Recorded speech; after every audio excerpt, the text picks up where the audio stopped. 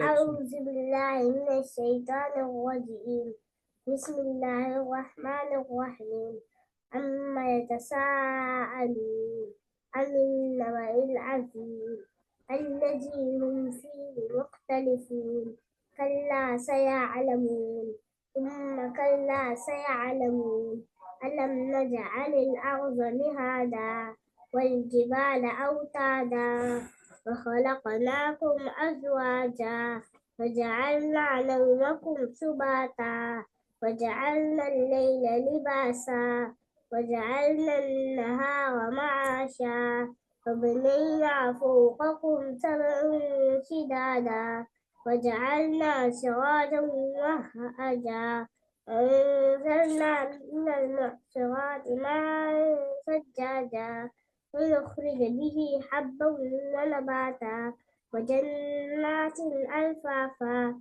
إن يوم الفصل كان ميقاتا يوم ينفخ في السور فتأتون أفواجا وفتحت السماء فكانت أبوابا وسيرت الجبال فكانت سرابا إن جهنم كانت مرصادا للطاغين مآبا لابسين فيها أحقابا لا يذوقون فيها بردا ولا شرابا إلا حميما وغساقا جزاء وفاقا إنهم كانوا لا يرجون حسابا وكذبوا بآياتنا كذابا ذلك نرم करे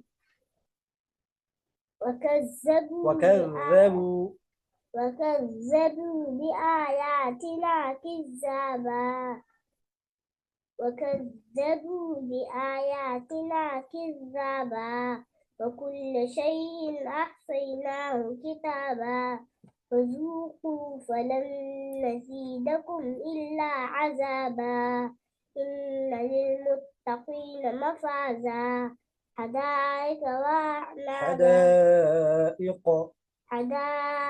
وأعنابا وكواعب أترابا وكأس دهاقا لا يسمعون فيها لغوا ولا كذابا جزاء من ربك عطاء حسابا جزاء من ربك عطاء حسابا رب السماوات والأرض وما بينهما الرحمن لا يملكون منه خطابا يوم يقوم الروح والملائكة صفا لا يتكلمون إلا من أذن له الرحمن وقال صوابا ذلك اليوم الحق فمن شاء اتخذ إلى ربه مآبا إنا أنذرناكم عذابا قريبا من يوم ينظر المرء ما قدمت يداه ويقول الكافر يا ليتني كنت ترابا.